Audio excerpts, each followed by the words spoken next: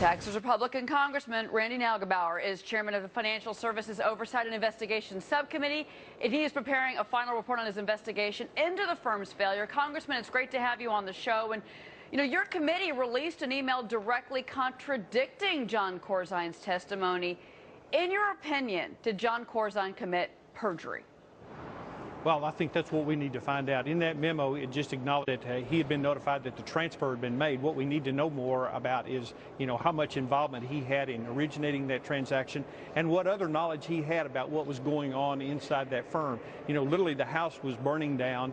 They were transferring large sums of money, trying to create some liquidity in the company. But obviously, when you lose $1 billion, they were short customer money long before, the final day.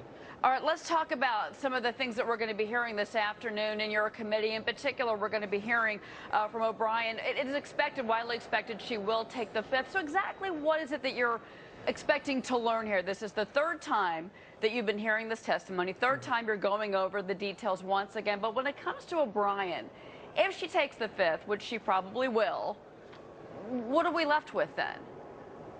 Well, we got other witnesses who were involved in those final days, and here's the important thing. We need to do a comprehensive autopsy of what happened here because this was a major breach in the system. This system has gone a long time without customers losing their money.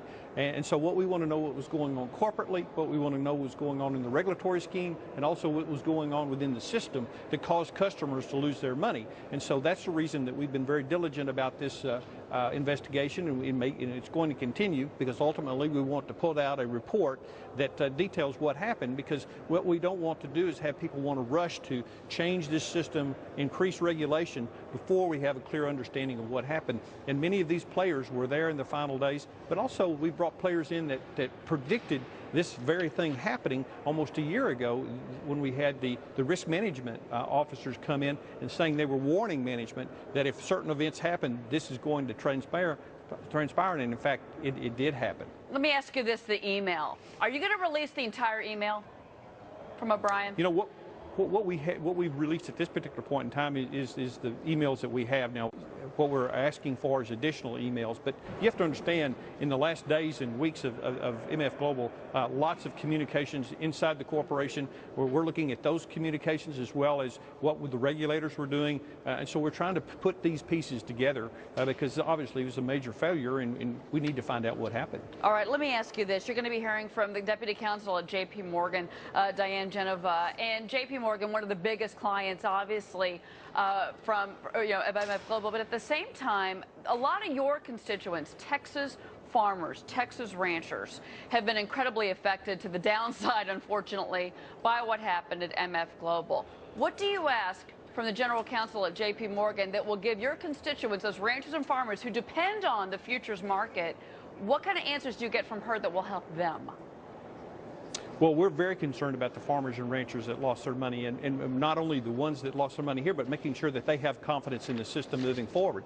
And so what we need to understand is, with this corporate culture, what kinds of checks and balances and internal control and how that was breached and when it was breached, causing the customers to lose their money, because at some point in time, they quit using their money and they started using the customer's money. And obviously that's where the breach happened.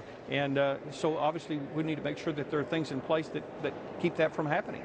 Congressman Randy Neugebauer, we're going to be watching, of course, with intent this afternoon as that committee gets underway at the House. Thank you, Congressman.